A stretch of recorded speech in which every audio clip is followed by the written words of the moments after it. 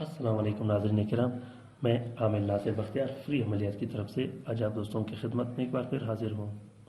ناظرین کرام، یہ جو آپ نقش دیکھ رہے ہو بہت بہترین اور طاقتور نقش ہے۔ یہ نقش دستغیب کے لیے یا ان حضرات کے لیے جو سرکاری دفاتر میں کام کرتے ہوں، یا آپ کسی سرکاری افسر سے اپنا کام لینا چاہتے ہو، یا کسی بھی بڑے عہدیدار سے آپ ملنا چاہتے ہو، یا آپ اس سے کام لینا چاہتے ہو، یہ نقش ایسے حضرات کے لیے بہت بہترین اور طاقتور نقش ہے۔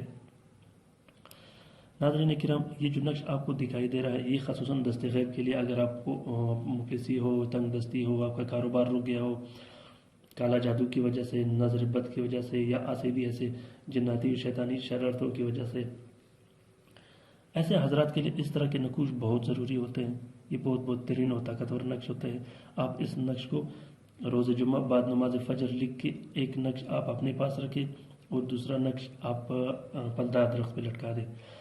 ناظرین کرام، اگر آپ کسی عہدیدار شخص سے ملنا چاہتے ہو، چاہے وہ سرکاری ہو یا بڑے آدمی سے آپ ملنا چاہتے ہو، آپ کا ارادہ ہو کہ آپ اس سے اپنا مسئلہ بیان کرو یا آپ اس سے اپنا کوئی کام نکالو، تو آپ اس نقش کو لکھ کے ایک نقش موم جامع کر کے اپنے پاس رکھے، دوسرا نقش آپ لوگوں نے اپنے گھر میں لٹکا دینی۔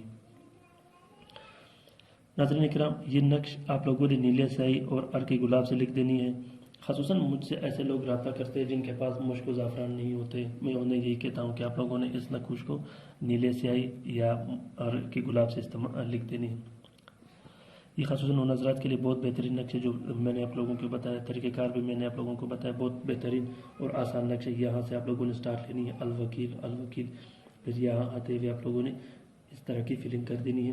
ان نقوش کی کوئی چال نہیں ہوتی، کسی طرح کا اس کا چال نہیں ہوتا، جس طرح میں نے لکھی ہوئی ہے اسی طرح صرف آپ لوگوں نے اس کی فلنگ کرنی ہے، اسی طرح آپ لوگوں نے لکھنا ہے اس کو، جس طرح آپ لوگوں کو میں دکھا رہا ہوں۔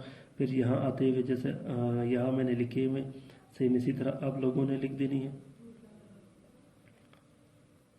تو ناظرین کرام، مجھے امید ہے کہ میرے نقوش آپ لوگوں کو پسند آ گئے ہوں گے۔ اگر پھر بھی آپ لوگوں کو کسی طرح کا مسئلے و مسائل کا سامنا ہو یا آپ لوگوں کو کسی طرح کی پریشانی کا سامنا ہو، ناظرین کرام، میں بڑے ویڈیوز اس لیے نہیں بناتا کیونکہ اکثر لوگ دیکھتے نہیں۔ میں چھوٹے چھوٹے ویڈیوز اس لیے بناتا ہوں کہ ان میں صرف کام کی بات ہو اور